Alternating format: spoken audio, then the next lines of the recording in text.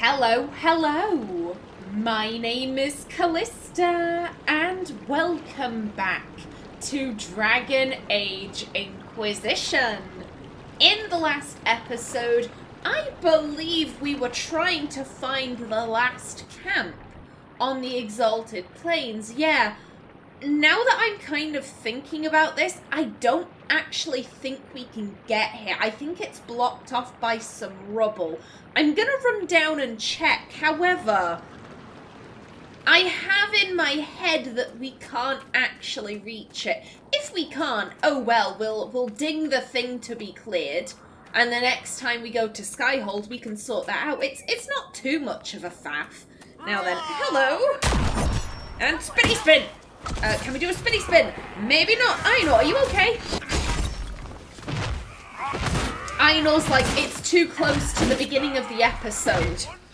I have a rule that I don't fight until we're like 5 minutes in. That's Aenor's rule, apparently. Also, let me start my timer. There we go. Now, it also doesn't help that I can't Are you okay? Okay, sir. Yeah, it doesn't help that I also can't exactly remember where the final camp is. If it's the place I'm thinking of, it's kind of off in a little nook, but don't mind if I do. We always need more embrium.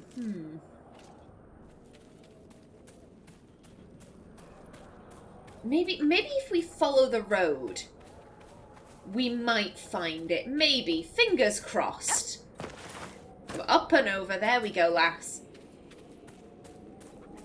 Now then, considering I'm not in a town, so hopefully I shouldn't be running into codex sentries every 2 minutes. We might be running into fights every 2 minutes, but not codex sentries. Everyone, stay where you are. There we go. Lads, excuse me. You can't be wandering about over here. Get him. Haha. And back. And spinny spin. Spinny spin. There we go. Nice. Oh, what's happening? He ragdolled and I got a bit confused as to where he was. Okay. Excellent. Oh.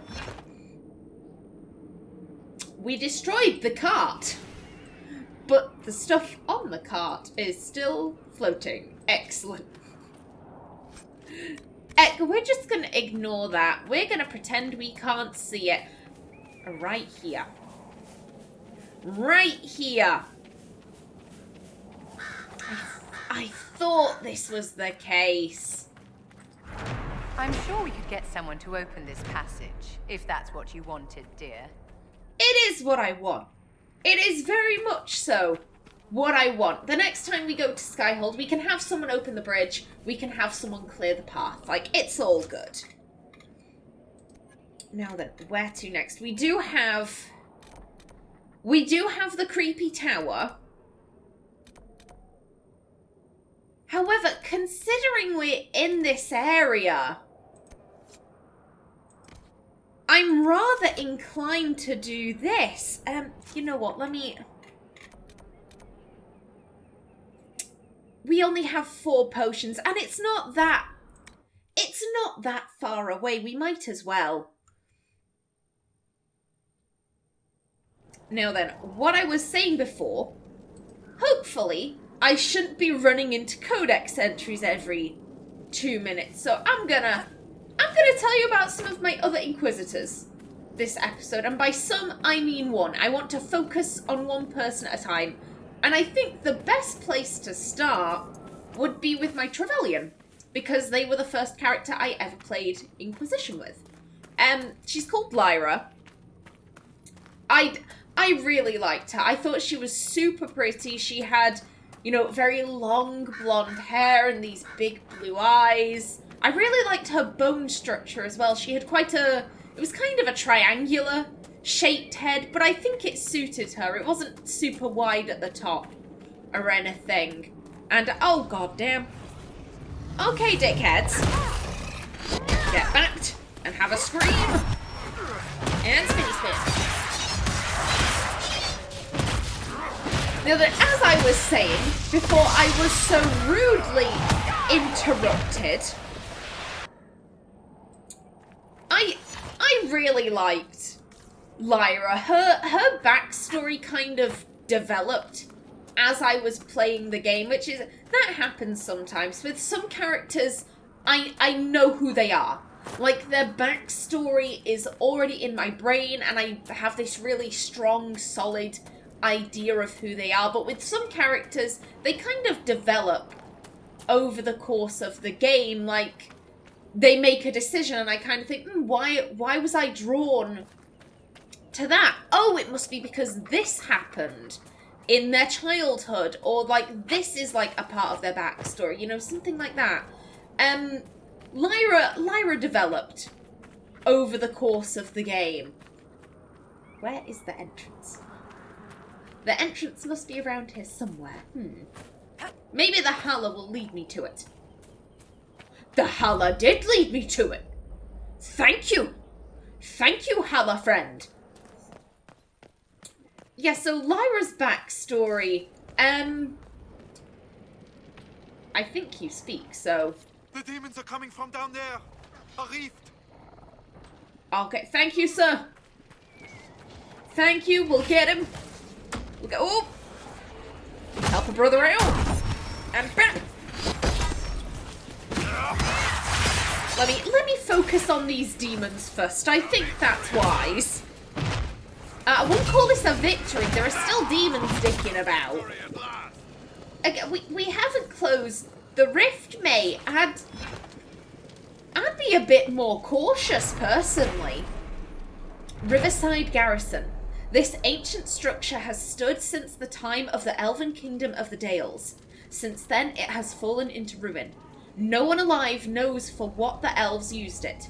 Grand Duke Gaspard's forces claimed it as an outpost early in the Orlesian Civil War.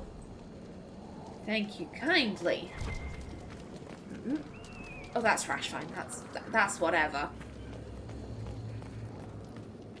I want to say there's like some stairs or something. Yep, right here. Rift. Oh god, it's further down. It's in a creepy basement. Who did this? What demon did this? Where shall we spawn in the creepiest place possible? Can we climb down? Would like to climb down. And we're alone. Okay, no doing that. We shall, but we must fight the demons first. And spinny spin. There we go. One down. Oh shit. We got him dead. And... Oh, I love doing that. I often forget about the charging thing, but it is pretty handy. Okay, you. You, first and foremost. Back in the ground. Down. Oh, we got a big boy. We got the biggest of boys. Howdy. Oh, shit. Oh, hello.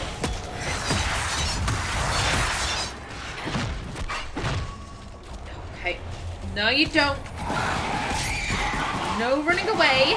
And please stop hitting me. But if you'd let me hit you, that'd be great. Ah, fuck you. Just keep on him. Keep on.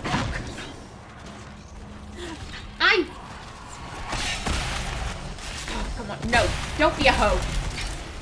Oh, good job, Bull. I think that was Bull.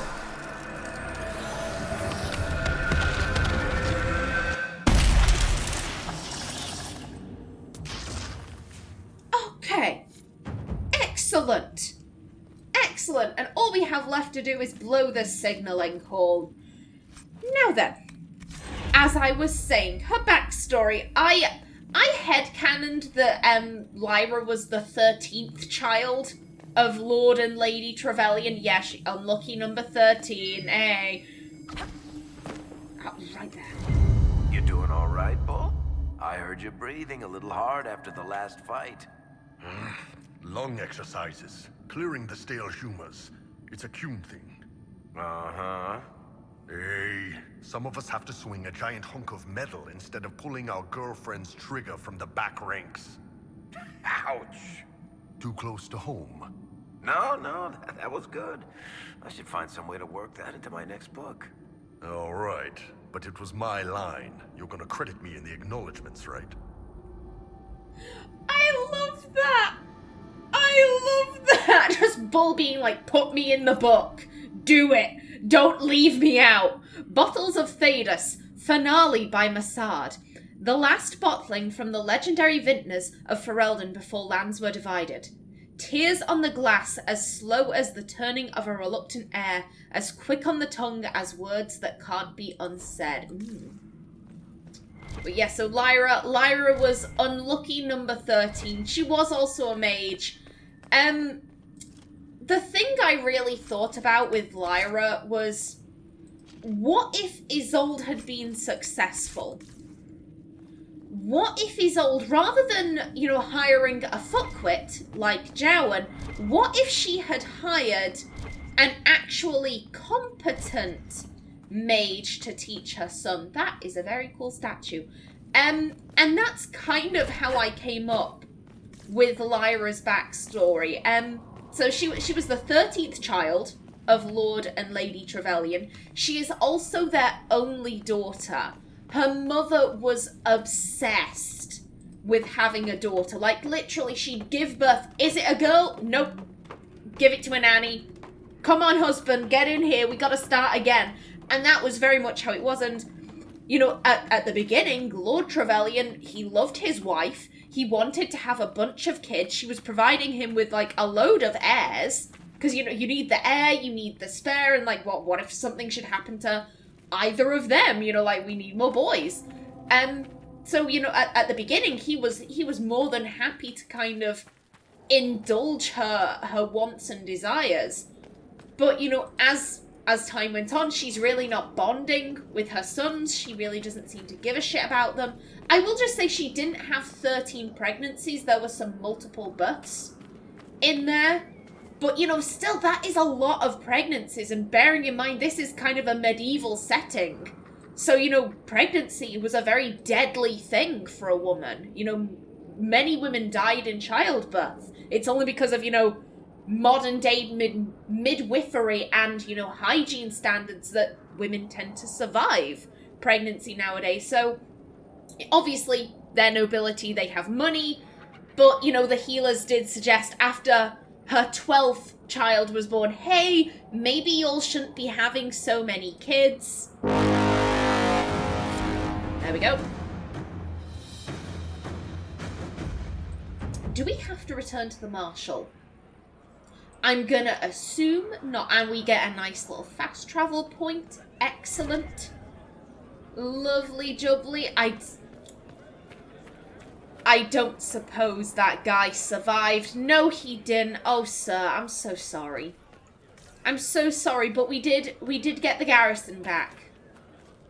The other soldiers are safe, even if you didn't make it on. As I was saying, you know, healers advised, hey, maybe y'all should stop having kids. Lord Trevelyan brought it up to his wife, because again, she was like, it's a boy. Come on, tap this. Get into bed. We need to go. And he said, listen, like, we can't keep doing this. This isn't right. That was the wrong thing, but oh well. Spin, spin. Scream. You're down. Now then, oh, thank you, Bob. Thank you for pulling her. I do that.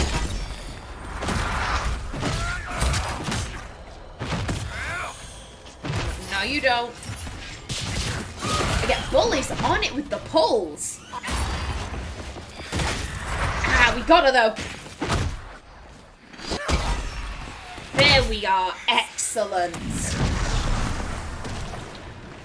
Now then, you next. Come on. Get out of here. Oh shit, you weren't a thing. Okay. And grab him. Yes. Spinny spin. Oh, we got another despair demon.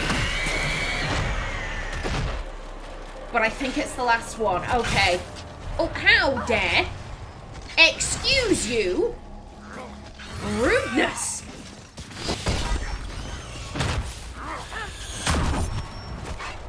Keep at it. Oh, thank you, Bull.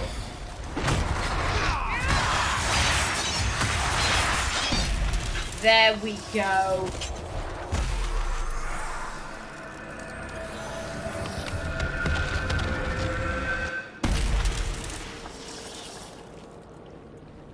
I want to say that's all the rifts by the river. No, all the rifts by the battlefield, though. Hey. Excellent. And we're getting a lot of lovely, lovely influence for this. I had an ivory Halla figure. Okay. Wouldn't have expected that in a rift, but... Oh. Hello. Farslayer. Oh. Again, I'm pretty sure that Sarah has better, but... That is a very nice bow. Now, again, back to Lyra. Lord Trevelyan, you know, he's saying, like, I can't. I'm so, like, if you are so desperate for a girl, like, I'm sorry, like, we can't have sex. I am willing to enter into a sexless marriage because your health is more important to me. And Lady Trevelyan just straight up laughed in his face, like, do you seriously think I need your stupid penis? I will have sex with the cooks, I will have sex with the gardeners, I will have sex with the butlers, I will have sex with your friends, you have a brother, I'll have sex with him. Like, you are not the only penised person in my vicinity. Like, I want a daughter. It doesn't have to be yours, so you can either get with the program, or you can get out of my way. And... Varric, are you okay? Did you fall off a big rock? Is that what happened? Okay, but... Okay. You know what? Let's go find these letters. Like I said, I want to talk about, you know, one of my other Inquisitors for this episode. So let's go find these other letters. We're just going to have quite a chill episode today, just exploring the Exalted Plains. Yeah, Lord Trevelyan, very shocked by this, but he got out of her way, needless to say, and within the year, Lyra had been conceived, she was born, and her mother's quest for a daughter was finally at an end. Her mother did survive the pregnancy. Lyra has two very living parents, whom she loves. Come back. And, oh, you gonna come over? Do you want some? I mean, you're just kind of standing there. Are you... Okay, now here he comes. Here he comes. And we shall run up to meet him. There we go. Excellent. Ooh, we are looking... We're looking pretty low on health, but we have 5 potions. We have 5 potions. It's going to be read. Growing up, Lyra, she was kind of estranged from her brothers. Just because, you know, her mother paid her so much attention. And, like, her brothers knew. Like, they knew, like, our mum doesn't love us. Yet, this baby... she really seems to care about just because of, you know, just because of the fact that it's a girl. And her brothers were rightfully hurt. Some of her brothers didn't seem to mind, you know, that's our little sister, she's family, we love her. But, you know, with some of her brothers, she was quite estranged. Now, the question does rear its head. Her mother said, I'll screw anyone with a penis. I will screw anyone if I think they are capable of giving me a daughter. Is Lord Trevelyan Lyra's father? And Lyra knows the answer. She's known the answer ever since she was a little girl, and the answer is no. He is not her biological father. I mentioned before in Mont Villain that the codex entry there reminded me of Lyra. A codex entry written by a half-elven person. If I go in there, I'm gonna have to fight a guy. And, oh, hello! You're right. Okay, you are Freeman. You know what? We'll go beat them up. We might as well. Yeah, like I said, Lyra, ever since she was little, she's... Girl, can you fight? Can you fight this guy? Take a sip and do a bat. And do a spinny spin. There we go. Lovely. Yeah, Lyra has always known who her father is. Not, how do I put it? Not because she felt any kind of bond with this man, but it's... She looks different. That's the biggest issue.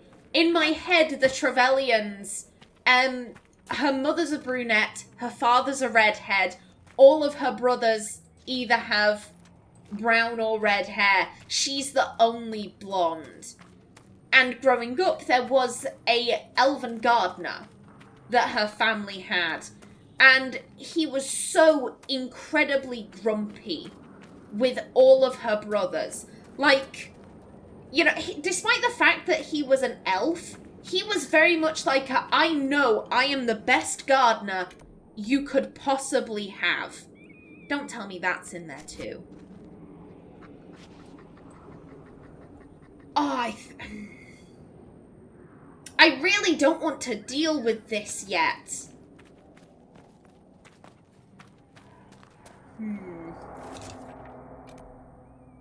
Okay, this is looking like it isn't in there. Okay. Okay, who's... Guys! Bugger off! Oh, Bull! How dare you steal my guy? It's right over there. Now that, Sir! Bull's got it. They've got it. He's ragdolling. There we go. Okay. Yeah, Elven Gardener. He was very much like, I am the best gardener in the area. Ma'am, with the magic, do you prefer fire, or lightning, or cold, or what? The proper tool for the proper task. Fire reminds an enemy that you can destroy everything around. Lightning puts the fear of the Maker into her. Cold makes her think you implacable, while spirit energy conjures fears of demons. I like cold, because it freezes them, and then they break into little bits when I chop them in half. That's fine too, dear. Oh. I find that so sweet. Vivienne playing the game. Appearances are the most important thing. What is my enemy thinking of me? Meanwhile, Bull is just that, I want to chop him into bits. Oh. I think that's sweet. I think that's adorable. And you have the letter. Last words. A letter written in fine hand. My dearest mother, all is well, you need not worry. Do not believe what you may hear from others. Trust me, your son. I would never lie to you. The war is going well, and Celine's troops are on the run. Keep up your hopes and your faith. I will be home before you know it. Please send my love to Dorette and the children. Your faithful son, Hugo. Oh. So many of these people seem to die in cart accidents. That's the only way I can word it. Yeah, let's head down and then we can pick up the shard. So we need to be heading this way. Now then, as I keep trying to say, we found the burning bush. Moses? Moses, are you near? Okay, not Moses, but a fire demon. Okay. Fair dues. Elven Gardener. You'd think he'd be the type to be like, oh, yes, ma'am, no, ma'am, 3 bags full, ma'am. But he knew he was one of the best gardeners in the 3 marches. Like, no one could deal with azaleas the way he could. And so he was, you know, perfectly willing to say, oh, I'll go work for this other couple. Like, I'll go work for some other nobility. If you don't want me, like, if I'm not allowed to behave in the way I see fit, if I am not allowed to have control of this garden completely, like, I'll happily go work for someone else. He was just that good. And with all of her brothers, you know, get out of the gardens, no playing with the, you know, amongst the rose bushes, ba ba ba ba ba. But with Lyra, he was always very gentle. He also had blonde hair, blue eyes. She looked like him. You know, she's always known this guy is my biological dad. She doesn't think of him as her dad, though. Her father is very much Lord Trevelyan. Memorials of the Second Exalted March. Lindarane's fall. Remember the victory of the Dales.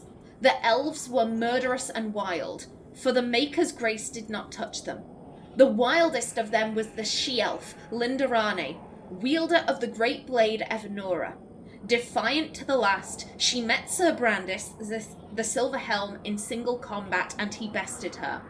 With Lindarane fell the Dales. Lindarane is the, we found her talisman, we gave that back to the Dalish, and also Sir Brandis, we heard his tale. Before, it wasn't that Sir Brandis bested her, it's that she was shot with an arrow, and Sir Brandis felt guilty and he left. Interesting, though. Interesting. And you next. Okay, let's head over here. So, as I keep trying to say, I think I'm going to talk about Lyra for the next batch of recordings. I feel like it. I want to talk about her. I love her. Yeah, he was always... Elven guy, always very gentle with her. He was always kind of trying to bond, you know, like, hey... Not in a, I'm your bio dad, but in a, hey, do you want to come and learn how to plant roses properly? Would that be something you're interested in? Maybe I can tell you some of the elven tales I know. I don't know much because I'm a city elf, but maybe I can tell you about it. You know, trying to bond with her, but not in a necessarily intrusive way. Lyra has always thought of Lord Trevelyan as her father, though. When she was little, obviously all babies look alike. She wasn't blonde when she came out of the womb, so he raised her for like up to a year, and it was only when she got older that he was like, oh shit, this... Not only does this kid not look like me, she looks like one of the gardeners who behaves kind of oddly around her. But by that stage, you know, he was the one who taught her how to walk. He was the one who taught her how to talk. He was... You know, when there was a storm, Lyra had a terrible fear of thunder as a child. Who would she run to? She'd run to him. She was a massive daddy's girl. And he loved her. So Lord Trevelyan basically said, you know what? Even if she's not my blood, that's my girl. And I love her. I love her to bits, so I don't care if she's not biologically mine. That is my daughter. Last words. This scrap of parchment bears a sketch of a woman. Beneath it, a written line, the sight of you is the only thing keeping me strong. Oh. Yeah, it's so sad. You know, getting all of these last words. Excuse me. Pardon me, I would like to get up to the shard, please. Would like...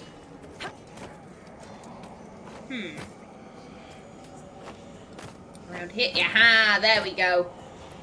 Pardon me, guys. And yoink. There we go. Now then. That one's awkward. I remember it being awkward.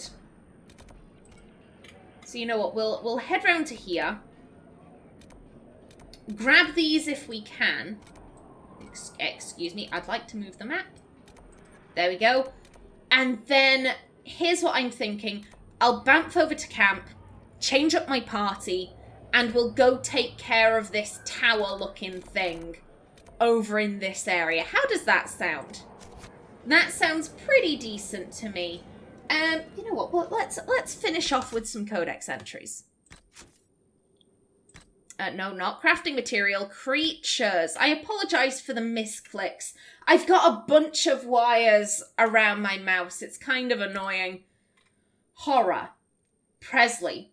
Whatever you do, don't get too close to those red Templars with giant lumps on their backs. They can spit lyrium. You can actually see it growing before they fling it at you from their palms. One hit Henley in the face. He'd have a mass of scars if I hadn't been there to heal the wounds as we plucked the stuff out. We started to beat it down with some spells and the air went sour. I felt sick, like you do when you're around too much raw lyrium. Lyra almost passed out. Okay. The game heard me. The game heard me. Oh my god. Lyra almost passed out. I grabbed her and ran. With luck, the thing found better prey than us. I never loved the Templars, but seeing them mutilated with lyrium doesn't give me any cheer. I don't understand why they'd inflict this on themselves. Jaina.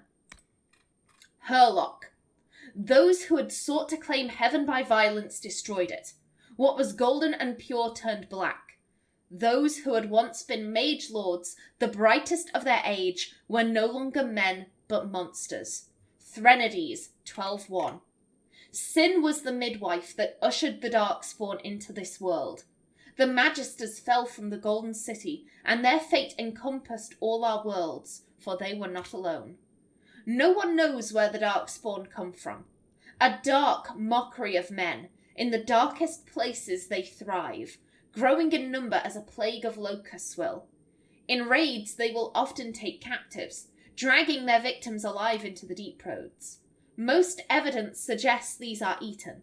Like spiders, it seems, Darkspawn prefer their food still breathing. Perhaps they are spawned by the darkness. Certainly, evil has no trouble perpetuating itself. The last blight was in the Age of Towers, striking once again at the heart of Tevinter, spreading south into Orlais and east into the Free Marches. The plague spread as far as Ferelden, but the withering and twisting of the land stopped well beyond our borders. Here, Darkspawn have never been more than the stuff of legends. In the northern lands, however, particularly Tevinter and the Anderfels, Darkspawn haunt the hinterlands, preying on outlying farmers and isolated villages, a constant threat. From Ferelden, Folklore and History by Sister Patrine, Chantry Scholar. I feel like we read this one recently. Huh, odd. Herlock Alpha. Very early on, it was mentioned in Origins that Herlock Alphas, not Herlock Alphas, it was emissaries. Herlock emissaries have the ability to speak. And then in Dragon Age 2, they were like, oh my god, Corypheus can speak? A talking Darkspawn? What's that? And I'm like, dude, it's been in the... This was mentioned in Origins, and I think people just forgot, but again, they brought it up in Inquisition. Regular Darkspawn can speak. It's not something that's unique to the Magister's sidereal. Herlock Alpha. We brought it into Lord Varen's chamber. Strong men on both sides holding the shackles. It had been stripped of weapons and beaten until we judged it barely capable of walking. I am told you were the lone survivor of the Darkspawn from the mines, Lord Varen said to it. A Herlock, as I understand it. I am told that you spoke to my men when we captured you. The thing spoke, told them they would die.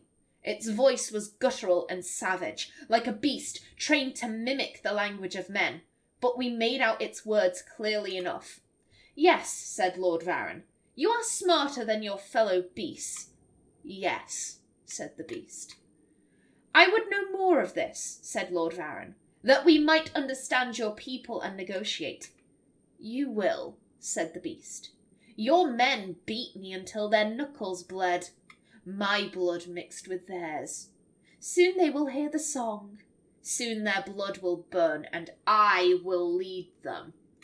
The men all looked to their hands, for the blood sickness of the Darkspawn was known to us. When they did, the beast wrenched the shackles from their grip. Then it was upon Lord Varron, holding him by the throat. There is no talk, it said.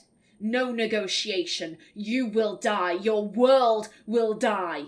Now you understand. It snapped Lord Varron's neck and killed 4 men before we finally killed it. An excerpt from The Blighted Codex, a classified collection of studies on the Darkspawn held safely in the Imperial Library in Minrathous, available only to members of the Magisterium. Oh my god,